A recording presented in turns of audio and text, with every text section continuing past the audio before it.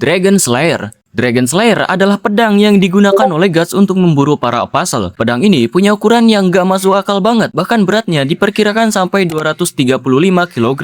Dibuat oleh blacksmith bernama Godo dengan bahan utama lempengan besi yang sangat kasar dan tebal. Kalian pasti heran kenapa si tua Godo ini sampai kepikiran buat pedang yang mustahil diangkat manusia. Ya beratnya aja sampai ratusan kilo. Udah serasa kayak ngangkat biksu anjir. Nah sebenarnya tujuan Godo membuat pedang ini adalah untuk memenuhi permintaan raja yang ngeyel minta dia membuat pedang pembunuh naga. Karena Godo ini sangat serius memenuhi permintaan raja, dia punya sebuah ide gila. Jadi Godo sengaja bikin pedang besar yang terbuat dari lempengan besi mentah dengan bobot ratusan kilo. Dia nggak peduli tentang estetikanya, yang penting cara kerja pedang ini sangat mematikan. Dengan ukuran raksasa pasti mampu untuk menggorok leher sang naga. Setelah pedang Dragon Slayer berhasil dibuat, masalah utamanya nggak ada satupun user yang bisa gunain pedang ini. Ya, beratnya aja nggak ngotak banget untuk sebuah pedang. Raja yang melihat pedang Dragon Slayer merasa dihina karena permintaannya dianggap lelucon semata. Jadi dia memerintahkan agar menangkap si tua Godo. Karena takut dipenjarakan, Godo terpaksa kabur dan mengasihkan diri di sebuah tempat terpencil bersama Dragon Slayer-nya. Selama bertahun-tahun, pedang Dragon Slayer ini disimpan di gudang, hingga pada akhirnya dipakai oleh Guts untuk membunuh apostle yang mengikutinya. Emang agak lain Mas Guts ini, cuman dia loh yang bisa gunain pedang secara efektif.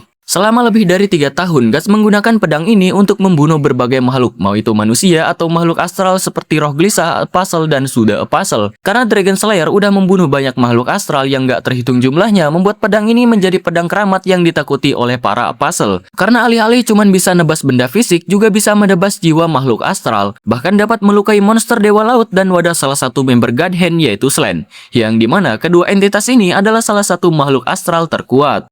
Cannon Arm. Cannon Arm atau lengan meriam adalah salah satu senjata paling mematikan milik Guts. Lengan besi ini dibuat oleh Ricket dengan memanfaatkan barang-barang yang ada di gudang Godo. Secara tampilan lengan ini memang terlihat kaku dan tidak praktis. Ya wajar aja karena teknologinya terbuat dari rongsokan. Namun meskipun begitu lengan ini punya banyak fitur yang sangat menguntungkan Guts dalam pertarungan. Ricket menyisipkan sebuah magnet kecil dengan daya tarik yang cukup untuk menempel pada sebuah pedang. Selain itu, lengan ini punya daya pukul yang cukup kuat untuk menghancurkan tengkorak manusia. Nah, fitur yang paling mematikan dari lengan ini tentu saja daya ledak meriam. Dengan menarik tuas kecil, lengan ini otomatis terbuka dan menembakkan sebuah meriam yang sebelumnya diisi oleh Guts. Benda ini sangat cocok ketika dikombo dengan Dragon Slayer dan terbukti efektif dalam pertarungan jarak dekat hingga menengah.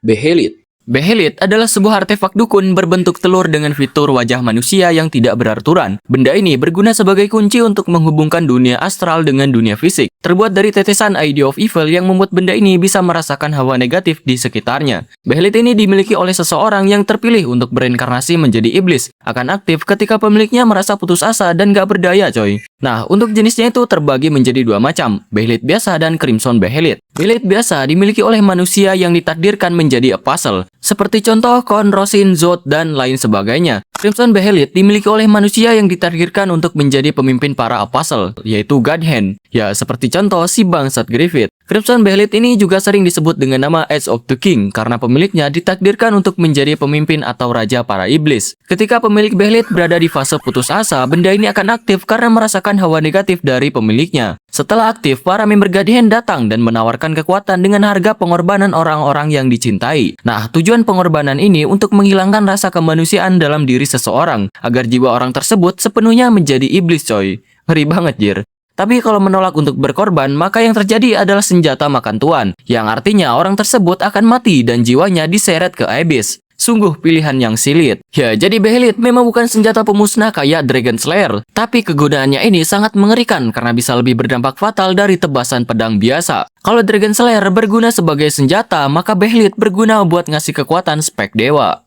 Berserker Armor. Berserker Armor adalah armor terkutuk yang membuat penggunanya menjadi monster yang sangat kuat dan tanpa rasa takut ketika menghadapi musuh. Armor ini menekan rasa sakit sehingga penggunanya bisa dengan bebas bertarung mati-matian. Dibuat oleh kurcaci bernama Hanar. Awalnya Hanar membuat armor ini untuk King Geyserik atau sekarang namanya lebih dikenal dengan nama Skull Knight. Dulu Skull Knight memakai armor ini untuk melawan para member God Hand terdahulu. Dan gilanya Skull Knight melawan mereka berlima di dimensi Eclipse. Gila, solo versus sekuat di base musuh anjir. Setelah dipakai oleh Skull Knight, armor ini kemudian disimpan oleh seorang penyihir bernama Flora selama ratusan tahun hingga akhirnya diwariskan kepada Guts. Meskipun Berserker Armor punya kekuatan yang sangat brutal dan chaos, harga yang harus dibayar itu sangat mahal dan beresiko. Pengguna ketika memasuki mode Berserker akan membuang semua ketakutan dan rasa sakit. Jika ada tulang patah atau daging robek, armor ini akan mengeluarkan duri untuk memaksa menyambung luka tersebut. Nah, jadi ketika ada tulang yang patah, bakal langsung disambung kembali secara paksa. Ketika Guts pertama kali menggunakan armor ini untuk melawan Grunbeld, dia langsung mendominasi pertarungan, bahkan memaksa Grunbeld memasuki wujud apostle-nya. Setelah satu kali pemakaian, efek samping dari armor ini mulai terlihat jelas pada Guts. Rambutnya ada yang berubah jadi putih, indera perasanya mulai hambar, badannya gemetaran, dan pandangannya makin kabur. Armor ini sebenarnya pelan-pelan menghisap kehidupan dan kewarasan penggunanya demi kekuatan instan. Bahkan Guts yang sekarang, kekuatannya itu nggak segila kayak dulu. Dulu, saking kuatnya Guts sampai bisa ngangkat pedang pakai giginya. Tapi setelah memakai Berserker Armor, pakai tangan aja dia kesusahan buat ngendaliinnya. Nah, tapi dibalik semua risikonya itu, Guts dapat kekuatan yang overpower banget. Kita tahu Guts punya alter ego Beast of Darkness, yang OD-nya sejalan dengan OD Berserker Armor. Makanya, pas armor ini dipakai oleh Guts, kepalanya berubah menjadi kepala Beast of Darkness. Sisi terburuk armor ini perlahan mengikis kewarasan dan kehidupan penggunanya. Guts ketika di mode Berserker nggak bisa bedain mana kawan dan mana lawan. Intinya, yang ada di hadapan mata dibabat habis. Untungnya nih, ada Zerg yang ngebantu Guts ngendaliin kesadarannya agar tidak dikendalikan secara penuh oleh Beast of Darkness.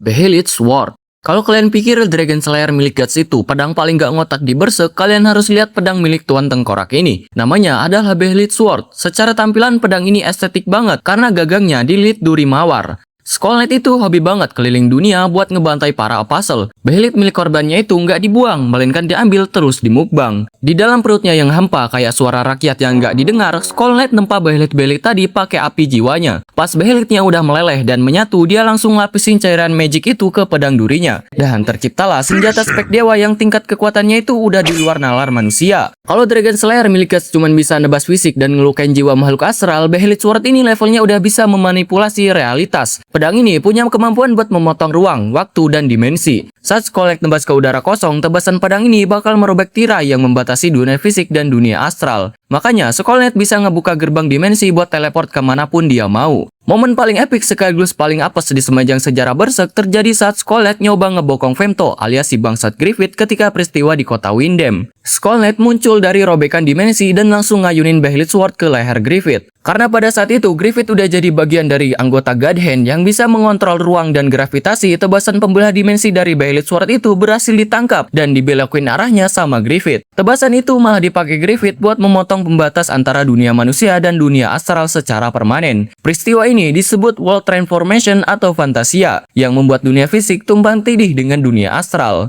Jadi bisa dibilang, Behelit Sword ini adalah pedang cheat di dunia Berserk. Kekuatannya gila banget, tapi saking besarnya kekuatan itu, salah perhitungan dikit malah bisa bikin kiamat coy.